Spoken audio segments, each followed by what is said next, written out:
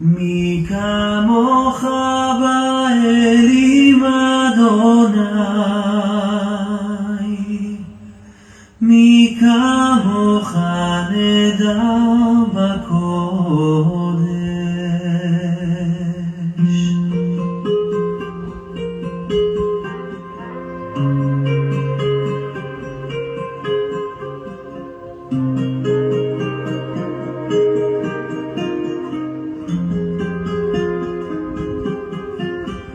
מי כמוך באלים אדוני, מי כמוך נדר בקודש. משה ובני ישראל, לך אנו שירה בשמחה, לך אנו בשמחה רבה, ועמו כולם.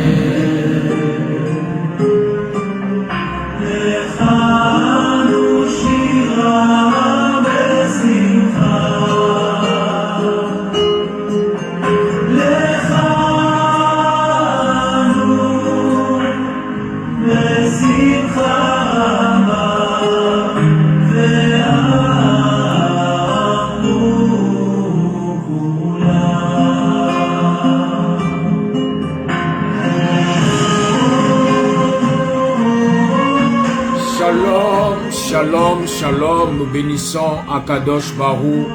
En ce Shabbat, nous disons merci à Adonai pour ses bienfaits, pour sa bonté et surtout sa grande fidélité à l'égard de tous ceux-là qui se confient en lui. Il est Adonai, il demeure Adonai, il restera Adonai, car il a été et il est avant la création et rien ne peut se comparer à son nom. Que le nom d'Hachem soit béni en ce Shabbat. Bien-aimés, nous avons aujourd'hui encore un enseignement pour ceux-là qui veulent connaître les principes, les ordonnances, les lois d'Adonai. Et pour ceux, nous allons dire merci à Adonai en ce matin. Prions le Seigneur. Père, nous voulons te bénir, te recommander toutes choses. Si nous sommes ici, Seigneur, connectés, rassemblés, c'est pour pouvoir, Seigneur, recevoir de toi un enseignement qui nous donnera de connaître, d'avancer avec toi en eau profonde. Oui, pour mon frère, pour ma soeur, Seigneur, à qui tu permets de recevoir cet enseignement, que ton esprit, ta Roi HaKodesh, puisse conduire sa vie et lui accorder de vivre tes grâces en ce Shabbat. En cette deuxième partie de l'année qui débute, nous croyons qu'Akadosh Baruch nous donne sa paix, nous donne sa grâce, nous donne sa bénédiction au nom puissant de Yeshua HaMashiach. Amen, Amen, Amen. Sur ce, bien-aimés, nous allons commencer notre enseignement. Toujours la suite des enseignements précédents. Et toujours dans le livre de Shemot, on n'a pas encore fini avec ces enseignements du livre de Shemot. Et là, en ce jour, aujourd'hui, nous allons méditer sur le chapitre 25 du livre de Shemot. Là où Adonai va donner encore des instructions à son peuple pour qu'il puisse aller avec ses instructions et réussir sur le territoire de Canaan où coule le lait et le miel. Shalom à tous. Shemot, Exode 25, nous dit ceci. Adonai parla à Moshe en disant, parle aux fils d'Israël et qu'on prenne une contribution pour moi. Vous prendrez une contribution de tout homme au cœur bien disposé. Voici la contribution que vous prendrez de l'or, de l'argent, du cuivre, de l'étoffe violette, de la pourpre rouge, de l'écarlate, de cochenille, du fin lin, du poil de chèvre, des peaux de bélier teintes en rouge, des peaux de tesson, du bois d'acacia, de l'huile pour le luminaire, des aromates pour l'huile d'onction et pour l'encens aromatique, des pierres d'onyx et d'autres pierres pour la garniture de l'étoffe et pour le pectoral. Ils me feront un sanctuaire et j'habiterai au milieu d'eux. Selon tout ce que moi je te fais voir le modèle du tabernacle et le modèle de tous ses ustensiles, vous les ferez ainsi. Ils feront une arche en bois d'acacia, sa longueur sera de 2 coudées et demie, sa largeur d'1 coudée et demie et sa hauteur d'1 coudée et demie. Tu la recouvriras d'or pur, tu la recouvriras de l'intérieur et de l'extérieur et tu feras sur elle une bordure d'or tout autour. Tu fondras pour elle 4 anneaux en or et tu mettras à ses 4 pieds 2 anneaux d'un côté, 2 anneaux de l'autre côté. Tu feras aussi des barres de bois d'acacia et tu les recouvriras d'or. Tu feras entrer les barres dans les anneaux aux côtés de l'arche pour porter l'arche avec elle. Les barres seront dans les anneaux de l'arche et on ne les en tirera pas. Tu mettras dans l'arche le témoignage que je te donnerai. Tu feras aussi un propitiatoire d'or pur, dont la longueur sera de 2 coudées et demie et la largeur d'1 coudée et demie. Tu feras 2 chérubins en or. Tu les feras en ouvrage martelé aux 2 extrémités du propitiatoire. Fais un chérubin à cette extrémité-ci et un chérubin à cette extrémité-là. Vous ferez les chérubins sur le propitiatoire à ces 2 extrémités. Les chérubins auront les ailes étendues en haut couvrant de leurs ailes le propitiatoire, et leur face l'homme vers son frère. Les faces des chérubins seront vers le propitiatoire. Tu mettras le propitiatoire au-dessus de l'arche, et tu mettras dans l'arche le témoignage que je te donnerai. Je me rencontrerai là avec toi, et je parlerai avec toi d'au-dessus le propitiatoire, d'entre les deux chérubins qui seront sur l'arche du témoignage, sur tout ce que je t'ordonnerai pour les fils d'Israël. Tu feras une table de bois d'acacia, sa longueur sera de 2 coudées, et sa largeur d'1 coudée, et sa hauteur d'1 coudée et demie. Tu recouvriras d'or pur, et tu lui feras une bordure d'or tout autour. Tu y feras un éphod d'1 paume de tout autour, et tu feras une bordure d'or à son rebord tout autour.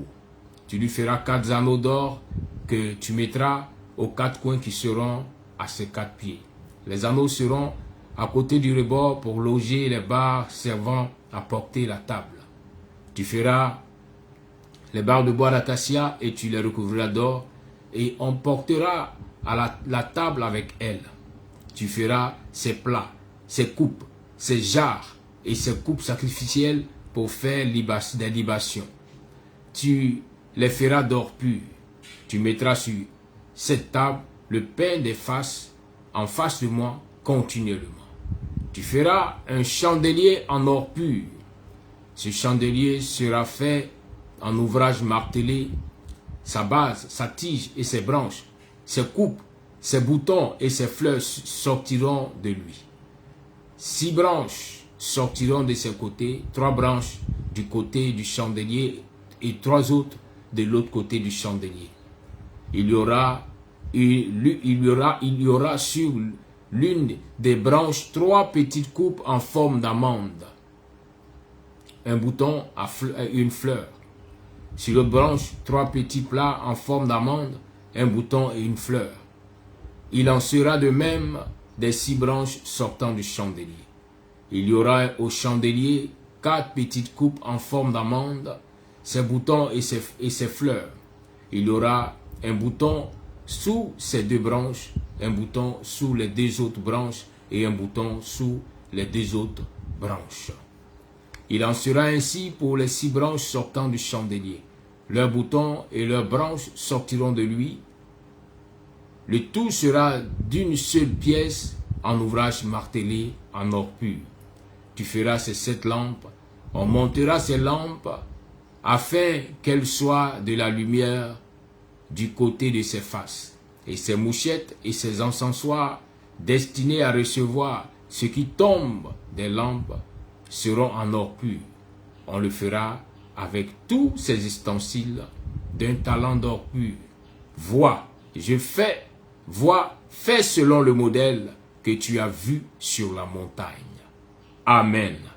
Bien-aimés, nous sommes devant la parole d'Adonai en ce jour, en ce Shabbat. Que la grâce d'Adonai soit toujours répandue sur vos vies, à tous. Et nous voici, lorsque le Seigneur donne instruction à Moïse, pour la construction du temple, la construction de son tabernacle, la construction de la tente sous laquelle va résider l'arche d'Adonai. Et il dit à Moïse qu'à cet endroit-là, lui Adonai descendra pour venir rencontrer les enfants d'Israël. Nous bénissons Adonai car il donne l'instruction à son peuple, lui qui est Dieu, lui à qui appartient le ciel et la terre, lui à qui tout appartient. Parle à Moïse, parle à Moshe, mais lui dit, tu vas aller chercher la contribution de tous. Il dit, parle aux enfants d'Israël, qu'ils prennent chacun une contribution pour moi. Bien-aimés, voici la base de la bénédiction du peuple d'Israël. C'est que pour bâtir le temple d'Adonai, pour bâtir le tabernacle d'Adonai, pour la maison d'Adonai, ce n'est pas Moïse seul qui a participé. Ce n'est pas Moïse et Aaron seulement qui ont fait cela. Mais le Seigneur a donné instruction pour que tout enfant d'Israël puisse apporter une contribution. Que tout enfant d'Israël apporte sa petite pierre à l'édifice, à la construction du temple d'Adonai. Bien-aimé, il y a un mystère dans cet enseignement. À chaque fois qu'un enfant de Dieu contribue à l'avancée de l'œuvre du Seigneur, à chaque fois qu'un enfant de Dieu contribue à l'embellissement de la maison d'Adonai, il y a de fortes grâces et de fortes bénédictions qui descendent sur cet enfant. Il avait déjà dans le chapitre précédent dit à Moïse, dis à mon peuple, voici les commandements, voici les lois, je vais maintenant leur accorder grâce, ils vont aller à Canaan, ils seront bénis. Mais avant qu'ils ne partent, il dit encore à Moïse, il faudrait que je sois parmi eux, que je visite leur vie, que j'habite avec eux. Alors tu vas leur dire, Moshe, tu vas dire au peuple de Dieu que chacun de vous prenne une contribution. Bien-aimés, rappelez-vous que la parole lui déclare que dans la présence de Dieu, le bâton d'Aaron a fleuri. Dans la présence de Dieu, dans l'arche, le bâton d'Aaron a fleuri. L'arche qui représentait la présence de Dieu, le bâton d'Aaron dans l'arche s'est connecté à la présence de Dieu et le miracle a commencé à s'opérer. Vous allez voir que non seulement le bâton d'Aaron a fleuri, mais il a porté de gros fruits, de bons fruits. Là où les choses étaient impossibles, Adonai a manifesté la possibilité. Je viens dire en ce matin à quelqu'un bien-aimé, que là où tu as tout fait, tu as jeûné, tu as prié, tu t'es lamenté, tu as crié, tu as médité la parole, et tu ne vois pas de changement dans ta vie, il y a certainement quelque chose que tu n'as pas encore fait. Tu n'as pas encore contribué à l'embellissement de la maison d'Adonai. Tu n'as pas encore contribué à l'avancement de la maison d'Adonai. Car quand Adonai descend dans sa maison, sa présence touche tous les éléments qui sont dans la maison. En d'autres termes, lorsqu'Adonai fait sa descente parce qu'on l'invoque dans sa maison, alors il descend, mais quand il descend, il enveloppe tout ce qui est dans la maison. Pour mieux comprendre cela, bien-aimé, parce que tu as apporté une aiguille dans la maison d'Adonai et que l'aiguille là est dans cette maison. Quand la présence de Dieu descendra, elle va aussi envelopper l'aiguille. Et quand elle enveloppe l'aiguille, elle localise la personne qui est derrière cette aiguille. Pour dire que l'offrande, l'action que tu as posée, pour dire que les ustensiles dont tu as participé, quand le Seigneur descend, il descend et il se souvient de ces personnes-là qui ont donné leur contribution.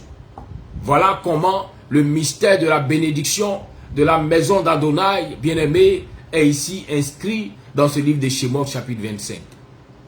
Le Seigneur a donné ordre pour dire, Moïse, tu ne dois pas être le seul qui doit être béni. Moïse, ne permets pas seulement que les enfants puissent me suivre sans entrer dans la bénédiction. Parce qu'avant d'arriver à Canaan, il faut créer les conditions de la maison, les conditions de la grâce, les conditions de la faveur qui vont te localiser à Canaan. Tu cherches ton Canaan. Tu dis, Seigneur, tu m'as promis, j'irai à Canaan, je réussirai, j'irai à Canaan, je vais là-bas récupérer le lait et le miel à Canaan.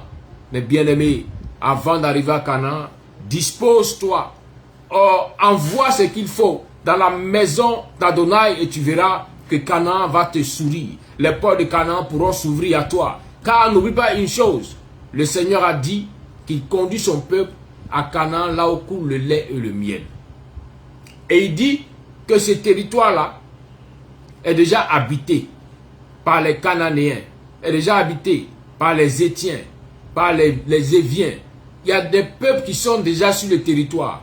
Mais pendant que le Seigneur parle à son peuple pour dire, le lait et le miel seront là-bas pour vous, le peuple de ce territoire ne mange pas le lait et le miel déjà. Écoutez-moi très bien. Le lait et le miel étaient sur le territoire, mais préparés pour ceux qui allaient entrer en obéissant aux lois d'Adonai, en ayant posé les actions pour Adonai. Donc Canaan est là. Bien aimé, aujourd'hui, Canaan peut être peut-être l'entreprise dans laquelle tu es. Canaan peut être peut-être, bien aimé, l'activité que tu mènes. Les gens ont mené cette activité avant toi. Les gens ont travaillé dans cette entreprise avant toi. Mais le Seigneur te dit, ce n'est pas que je te bénirai. Mais ceux qui sont passés avant toi n'ont pas pu voir cette bénédiction. Pourquoi? Parce qu'ils n'avaient pas reçu le code, la clé pour que Canaan puisse ouvrir ses portes. Et en ce matin, je viens en ce Shabbat te dire qu'il y a un code, qu'il y a une clé pour que Canaan ouvre les portes au-devant de toi et que sans que tu n'aies fourni souvent d'efforts de prière, tu te rends compte que tu dors et que tu te réveilles, mais tu es rassasié. Pourquoi? Parce que tu as compris le mystère. La clé pour entrer dans la bénédiction, la possession des actions de Canaan. Il dit que chacun contribue à la construction du tabernacle. Que chacun contribue à la construction du tabernacle. Et il précise les choses qu'il demande à Moïse de présenter au peuple sont des choses très précieuses, très importantes, des choses de valeur. Voilà pourquoi certaines personnes vont se surprendre de découvrir qu'Adonai leur donne de grandir dans la bénédiction sans arrêt. Pourquoi? Parce qu'elles prennent la peine de donner des choses de valeur. Dans la maison du Seigneur, d'apporter des choses de valeur. Pour que là où la présence d'Adonai descendra, qu'elle puisse envelopper ces choses, ou qu'au travers de ces instruments qu'ils ont déposés, que Adonai puisse aussi toucher leur maison, toucher leur vie. Souvenez-vous qu'il est fait mention qu'on ne se moque pas de Dieu. On ne se moque pas d'Adonai, c'est qu'un homme aura sémé, il le moissonnera. Bien-aimé, tu as sémé 3 petites graines de maïs, ne t'attends pas à avoir un champ de nectar. C'est impossible. Oui. Apprends à s'aimer. Et ce que tu vas s'aimer, c'est ce que tu vas moissonner en retour. Et il dit, si tu prends sur toi de donner l'or que tu as pour la maison, pour l'avancée de la maison d'Adonai, tu verras qu'en retour, Adonai te donnera de recevoir de l'or, de recevoir de l'argent, de recevoir une multitude de grâces et de bénédictions parce que tu as accepté de lui donner ce qui est important. Il a précisé, il dit, voici la contribution que vous prendrez de l'or, de l'argent, du cuivre, de l'étoffe violette, de la poupe rouge, de l'écarlate, de cochenille, du félin, du poil de chèvre, des peaux de bélier teintes en rouge, des peaux de tesson, de bois d'acacia, de l'huile pour le luminaire, des aromates pour l'huile d'onction et pour l'encens aromatique, des pierres d'onyx et des pierres et d'autres pierres pour la garniture de l'étoffe et pour le pectoral. Ils me feront un sanctuaire et j'habiterai au milieu d'eux. Le Seigneur veut te bénir. Quand il parle, c'est qu'il veut bénir son peuple. Mais il dit, avant que je ne vienne bénir le peuple, que le peuple contribue, que le peuple m'amène à venir les bénir. Je suis le créateur, j'ai déjà fait les cieux et la terre. Ce n'est pas moi qui vais encore venir construire un temple ou un tabernacle pour le peuple, non. Que le peuple qui me recherche me prouve véritablement qu'il veut me découvrir, me prouve véritablement qu'il veut me connaître, alors que ce peuple-là donne ce qu'il a de précieux. Donne ce qu'il a de précieux pour embellir mon temple, pour embellir l'endroit où je vais descendre, car je veux habiter au milieu d'eux. Bien-aimé, n'est-ce pas cette parole que Yeshua enseigna à ses disciples en leur disant, je suis Emmanuel, Dieu avec vous. Tu ne peux pas recevoir Emmanuel, bien-aimé, si tu n'as pas contribué à ce qu'il vienne. Il veut sentir ton effort, il veut sentir ton sacrifice, il veut sentir le désir ardent de ton cœur de vouloir le voir agir et se manifester pour ta vie. Et aujourd'hui, bien-aimé, cet enseignement vient interpeller chacun de nous pour dire que nous aimons Adonai, nous disons de nos bouches que nous l'aimons, mais est-ce que nous avons aussi dans nos attitudes, dans nos actions, la force encore de lui témoigner que nous l'aimons? Est-ce que nous venons présenter ce qui est important, ce qui est précieux aux yeux d'Adonai? Si nous disons que nous l'aimons, nous devons faire tout. Nous devons faire tout pour, par nos actions, l'amener à voir que nous l'aimons. S'il insiste, bien aimé, suivez très bien, à chaque fois que le Seigneur parle de quelque chose, donne une ordonnance, c'est que cette ordonnance est une condition pour que les enfants d'Adonai puissent entrer véritablement dans la bénédiction sans chagrin. Il sait que ceux-là même sont sortis de l'Égypte et que c'est lui qui a permis que ces enfants-là puissent avoir des mains des Égyptiens l'or et l'argent pour sortir de l'Égypte. Et il a dit qu'on va leur donner cela pour qu'ils viennent l'adorer. Et le temps arrivé, il dit à Moïse, dis-leur, l'or et l'argent qu'ils ont reçu, qu'ils prennent cela pour m'adorer. Bien aimé, souvent, tu as cherché un mariage, tu as cherché un travail, tu as cherché une promotion, une élévation, une bénédiction. Mais à la base, le Seigneur t'a donné cela pour que tu puisses prendre pour l'adorer. C'est ainsi que les enfants d'Israël sont sortis avec l'or, avec l'argent. Mais quand le temps marqué a sonné, il a dit, Moïse, dis-leur d'apporter l'or, d'apporter l'argent pour venir embellir mon temple. Pour venir embellir le lieu où je vais descendre. Parce que je vais résider avec eux, je vais encore les visiter. Bien-aimé, veux-tu que le Seigneur te visite? Pense aux choses importantes, aux choses précieuses que tu peux apporter pour l'embellissement de sa maison. Pense aux choses précieuses que tu peux apporter pour l'embellissement, bien-aimé, de l'action, de l'œuvre pour lesquelles les hommes viennent pour le rechercher. Aujourd'hui, il est anormal que dans une communauté, on ait à demander aux uns aux autres, non, faites des offrandes pour qu'on puisse acheter les Bibles, pour donner aux nouveaux convertis, pour qu'on puisse acheter les instruments, ce qu'il faut dans l'église pour l'embellissement. Bien aimé, ce n'est pas normal. Cela doit venir de chaque enfant de Dieu. Il doit comprendre que le principe de l'adoration est un principe où on ne peut pas venir adorer le Seigneur si on n'a pas laissé un instrument, on n'a pas laissé quelque chose. Ça va apporter une contribution pour témoigner qu'on aime le Seigneur. Regardez même les prêtres mages qui sont venus adorer Yeshua. Les prêtres mages n'ont même pas demandé qu'est-ce qu'il faut apporter. Mais ils connaissaient le principe de l'adoration.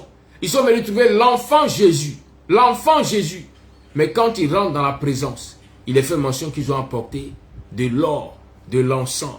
Ce qu'il y avait de précieux à cette époque-là, les prêtres mages ont donné en offrande. Pourquoi? Pour que leur offrande étant dans la présence de Yeshua, qu'à chaque fois qu'Adonai descendra, qu'il regarde à ses offrandes et qu'il puisse bénir ceux qui ont apporté ces offrandes-là.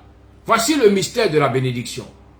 C'est pourquoi très souvent, il est important de contribuer à des choses concernant la maison d'Adonai.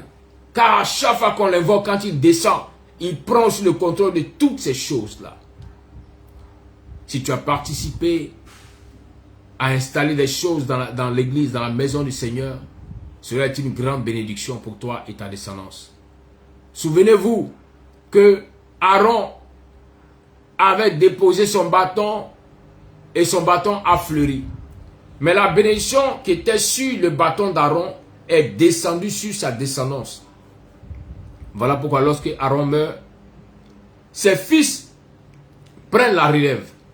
Et sa descendance a pris la relève pour servir Adonai. C'est pourquoi dans le Télim, le psaume 133, il est dit que quand le Seigneur bénit, et on prend l'exemple, on dit c'est comme l'huile qui coule sur la tête et descend sur la barbe d'Aaron. Bien-aimé, Aaron a reçu la bénédiction du Seigneur. Parce qu'il a déposé quelque chose qui était à lui. Il a fait offrande de ça à Dieu. Il a dit que le bâton d'Aaron était dans l'arche. Le bâton d'Aaron n'a plus été avec Aaron. Son bâton qu'il aimait tant. Son bâton qu'il prenait pour se soutenir, pour avancer, pour les longues marches. Il a déposé dans l'arche de l'Éternel. Il a fait offrande au Seigneur. Et ainsi Aaron et sa descendance ont pu expérimenter les grâces, les bénédictions jusqu'à présent. Bien-aimé, il est beau de dire, Seigneur, je veux t'adorer. Seigneur, je viens t'adorer. Mais il est mieux de contribuer en matériel à l'adoration du Seigneur. Car à chaque fois que le matériel, la matière sera là, et que l'ange Seigneur descendra pour venir bénir, il localisera celui ou celle qui a donné la matière. Car dans la présence d'Adonai, tout est sanctifié. C'est ainsi qu'Adonai bénit et continue de bénir. Voilà pourquoi vous verrez dans l'histoire de Anne, cette femme qui avait des difficultés pour enfanter, quand elle fit un vœu à Adonai par rapport à l'enfant, et que l'enfant est venu, et qu'elle a offert l'enfant à Adonai, rappelez-vous que Anne prenait soin chaque année de coudre une petite robe pour l'enfant qui était dans la maison d'Adonai. Et à chaque fois que Anne allait donner la robe à l'enfant, Anne est en train de dire au Seigneur, j'ai respecté ma promesse, mais je veux encore que tu m'accordes ta bénédiction. Car la robe que Anne faisait coudre pour donner au petit Samuel, c'est cette robe-là que Samuel portait pour être dans la présence d'Adonai. Et lorsqu'Adonai appelait Samuel, c'est cette robe-là qu'il prenait pour venir se présenter devant Adonai. Voilà pourquoi à la suite, le Seigneur a béni Anne et lui a donné encore plusieurs enfants. Pourtant, dans le départ, le contrat était « Seigneur, donne-moi ne serait-ce qu'un seul enfant ». Mais l'attitude de Anne, la manière dont elle s'est comportée à la suite, a permis à Dieu de bénir sa vie et de lui accorder l'abondance dans les enfants. Bien-aimé, souvent, tu veux expérimenter l'abondance avec Adonai, il n'est pas encore tard. Tu peux encore le faire. Tu as commencé par donner ta vie au Seigneur, par vivre selon ses prescriptions, mais l'enseignement de ce jour, en Shemot 25, nous parle de la contribution de chacun pour la maison d'Adonai. Cela est un grand secret pour entrer dans les grandes bénédictions. Est un grand secret pour entrer dans les grandes bénédictions. Voilà pourquoi, pour tous ceux qui connaissent ce code, quand ils vont en Israël, ils font tout l'effort pour aller contribuer, pour aller participer à la construction du temple de l'Éternel, pour aller participer, pour aller faire des offrandes au autel, pour dire là où Dieu est descendu, j'apporte ma contribution. Seigneur, souviens-toi de moi. Quand cette offrande servira à faire quelque chose, même pour l'entretien du mur occidental, même pour la préparation de la construction du troisième temple, souviens-toi que j'ai participé, au travers de moi, que ma maison a participé, que ma famille a participé. Bien-aimé, jamais un homme n'a posé une action pour le Seigneur et cette action est restée vaine. Jamais. Et s'il donne comme ordonnance cette prescription de participer à la construction et à l'établissement de son temple, de son tabernacle, cela sous-entend que derrière cette convocation, il y a de grandes bénédictions. Il a dit, venez, sortez de l'Égypte et je vous conduis à Canaan, là où coule le lait et le miel. Mais avant d'arriver à Canaan, est le secret de Canaan. Le code qui va t'amener à réussir à Canaan, c'est là où tu vas contribuer à l'avancée, là où tu vas contribuer à la construction du temple d'Adonai. Bien-aimés, faisons tous nos efforts pour pouvoir être en harmonie avec la parole d'Adonai, pour pouvoir respecter les prescriptions d'Adonai. Si je viens t'en parler en ce jour, en ce Shabbat, c'est pour ne pas que je sois la seule personne qui reste dans la bénédiction, mais que je puisse expérimenter, mais que toi aussi tu puisses l'expérimenter. Expérimenter Adonai. Voilà pourquoi, à l'époque de l'Ancienne Alliance, les peuples du monde entier se déplaçaient. Certains voyageaient des mois sur des mois, puisqu'il n'y avait pas d'avion, pour aller à Yerushalayim, pour aller adorer le Seigneur. Pour aller y laisser quelque chose, une contribution. Pour que même si la personne venait de l'Afrique, de l'Europe, de l'Asie, que le Dieu d'Israël puisse se souvenir de sa vie, mais aussi de sa famille et de sa maison. Et c'est comme ça que des gens parcouraient des milliers de kilomètres pour aller à Yerushalayim, pour contribuer. Aujourd'hui, tu peux aller à Yerushalayim, mais comme aussi, tu peux contribuer à l'embellissement de la maison d'Adonai. Tu peux contribuer à la construction de la maison d'Adonai.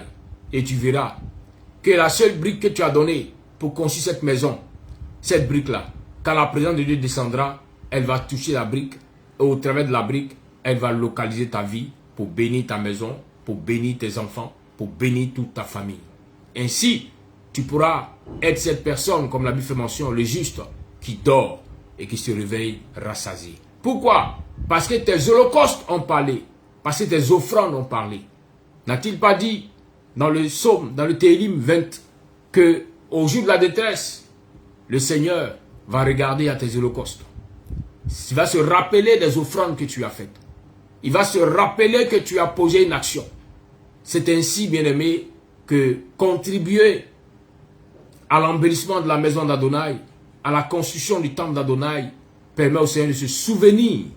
Quand tu crieras à lui, il va dire, oui, ma fille, elle avait apporté cette boule d'or pour mon temple. Alors je ne peux pas rester sans intervenir. Quand tu crieras à lui, il dira, oui, mon fils a contribué, il a apporté cet élément pour ma maison.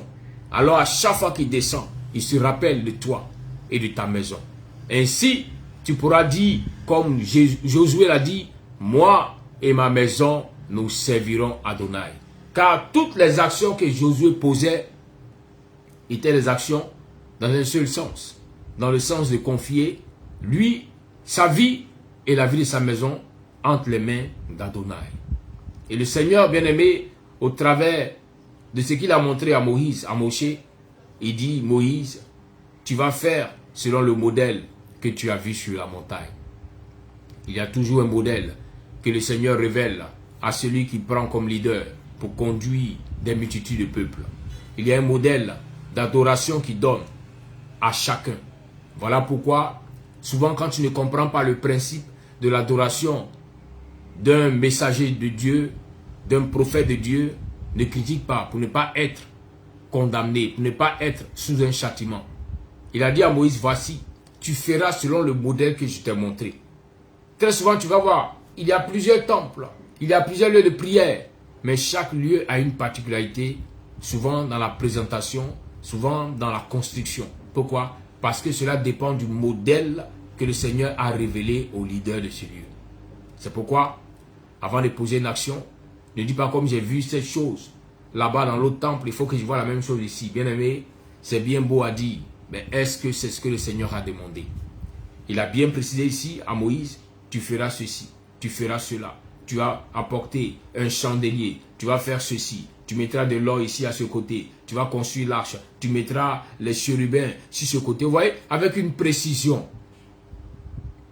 Et c'est ainsi que on peut voir Adonai descendre, descendre et descendre pour se manifester. Bien-aimés, que la grâce du Seigneur continue toujours d'être avec chacun de nous. Et si nous sommes aujourd'hui assistant à cet enseignement, nous devons comprendre qu'Adonai veut notre contribution. Notre contribution là où sa présence doit descendre. Car il a dit, je serai avec eux. Je serai avec eux. Emmanuel, je vais vivre avec eux. Mais qu'ils contribuent pour que quand je descendrai, je ne regarde pas à leurs péchés du jour, mais que je regarde à leurs actions du passé. Oui, à la contribution pour pouvoir accorder la bénédiction et à leur vie et à leur maison. Bien-aimés, que la grâce, que la faveur et la paix d'Akadosh Baruch soient avec chacun de nous en ce Shabbat. Nous prions pour que tous nos frères et sœurs qui sont affaiblis par la maladie, qu'Adonai lui-même leur accorde grâce et faveur, et que selon le modèle du temple, selon le modèle de la promesse d'Adonai pour leur vie, qu'il leur donne de pouvoir l'expérimenter encore et encore dans le nom puissant de Yeshua HaMashiach. Il a cité tout ce qu'il fallait, même les pierres précieuses, il a cité. Ce sont des choses importantes pour la maison d'Adonai. Et je prie que la paix et la grâce d'Adonai localisent chacun de vous, que comprenant ce mystère, comprenant ces secrets, désormais que vous avanciez, tout en posant des actions dans un seul but, le but d'expérimenter Adonai, le but d'expérimenter sa grâce, le but d'expérimenter sa bénédiction. Que le shalom d'Adonai accompagne tous en ce jour, en ce Shabbat, que la paix d'Adonai soit avec tous en ce Shabbat, dans le nom puissant de Yeshua HaMashiach. Je veux que là où tu es, tu as compris ce message, que tu puisses baisser la tête légèrement et nous allons dire merci à Adonai. Seigneur notre Père, nous avons reçu cette instruction qui était pour nous une instruction ignorée depuis longtemps, car nous sommes dit, Seigneur, que ton temple dépendait de toi-même, que tu allais pouvoir pour pouvoir construire le temple, pouvoir embellir le temple. Mais là, tu viens nous rappeler, Seigneur, que tu donnes ordonnance à chacun de contribuer à la construction de ton temple, de contribuer à l'embellissement du lieu où ta présence descend. C'est pourquoi en ce jour, pour mon frère, pour ma soeur qui a compris ce message, je prie que tu disposes son cœur afin de ne pas rater cette grande bénédiction. Que tu disposes sa vie, sa maison afin de ne pas rater ce secret de prospérité. Ce secret qui fait couler le lait et le miel. Lorsqu'ils vont, Seigneur, permettre à leur vie, à leur maison d'expérimenter ces choses, alors que le lait et le miel de Canaan leur soient présentés. Que tu leur donnes ta bénédiction, que tu leur donnes ta grâce. Et quand ce Shabbat-ci, Seigneur, que tu interviennes encore pour leur vie, que tu bénisses tout ce qu'ils toucheront, que tu bénisses tout ce qu'ils béniront, afin que ton shalom soit avec tous manifesté, au nom puissant de notre Seigneur Jésus-Christ de Nazareth. Amen, amen, amen. Shalom à tous. Alléluia, Alléluia.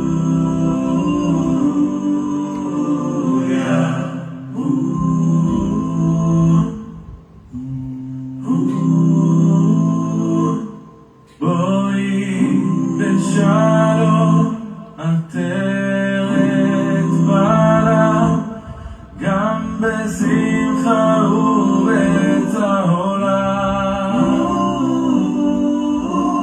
Toch Emunea, Am Segula,